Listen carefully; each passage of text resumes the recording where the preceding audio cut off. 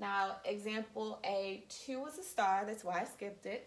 But example A3, I noticed, remember I said it always is supposed to equal 1. It always equals 1. On every problem up here, on the top and the bottom sheet, they always equal 1. If it does not equal 1, then I need to make it equal 1. So the way that I'm going to make 36 turn into a 1 is to divide it by 36. I will divide by 36. But if I do it to one side, I've got to do it to the other. We always have to keep things equal.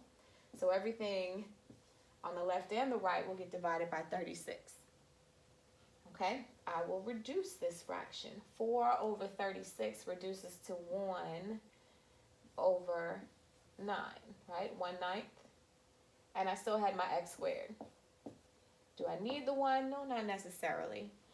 Same thing here, the 9 over 36. 9 over 36 would reduce to 1/4.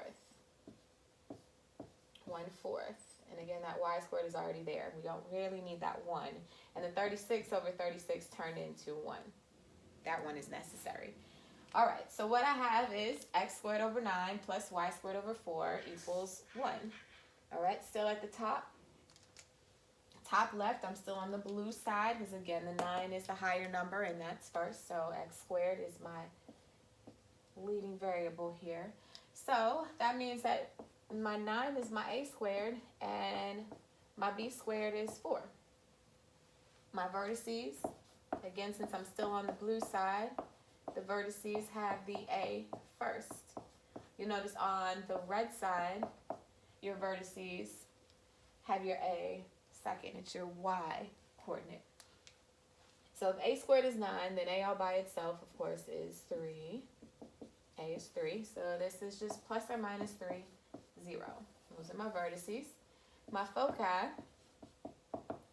is supposed to be plus or minus c, 0. And just like the last problem, I will use the Pythagorean relation to find my c. So the Pythagorean relation says that a squared equals b squared plus c squared. All right, my a squared was 9. My b squared was 4. And I don't know c squared, that's what I'm looking for. I will subtract 4 from both sides. And I find that c squared is 5. And if c squared is 5, we'll just take the square root. C all by itself is the square root of 5. And that's okay. And we'll just leave it like that. Just leave it in the radical. It doesn't turn into a whole number. It is all right. We'll just leave it in the radical. So, plus or minus the square root of 5, comma 0. Those are my foci. All right. One more problem. I know this is a long video. And let's go ahead and do A5. A4 is a star. So you have a star on A2 and a star on A4. I will do A5, and A6 is yet another star. All these bonus opportunities.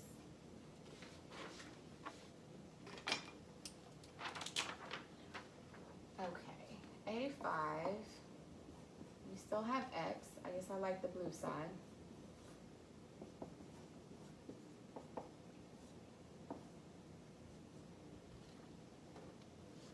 All right.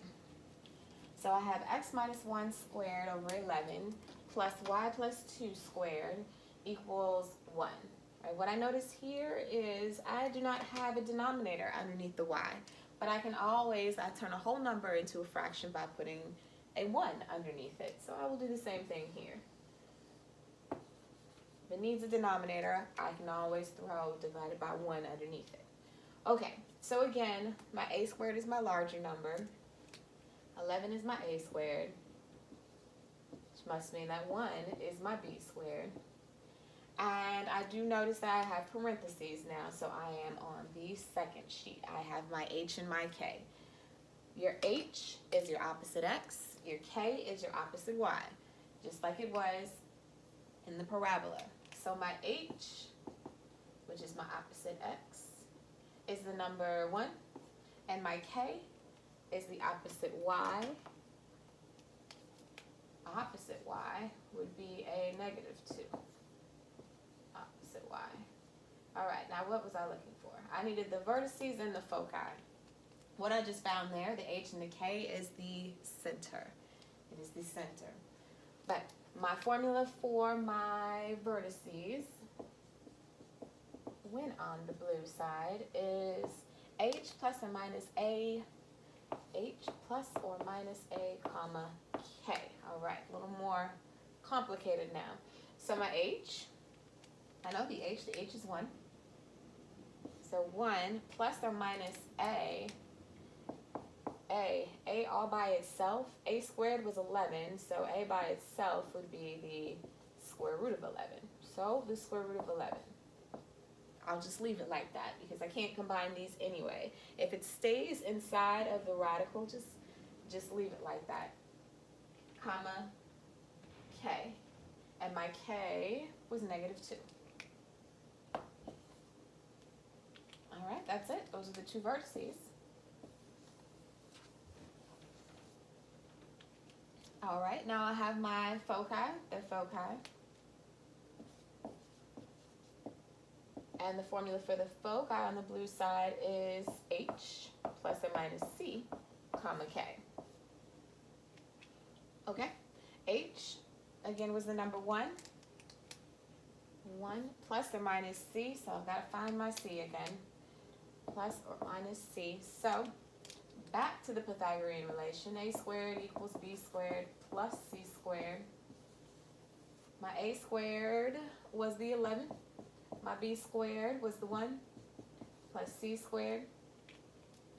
And I will subtract the 1, subtract the 1. I have 10 equals c squared, which means that c all by itself is the square root of 10.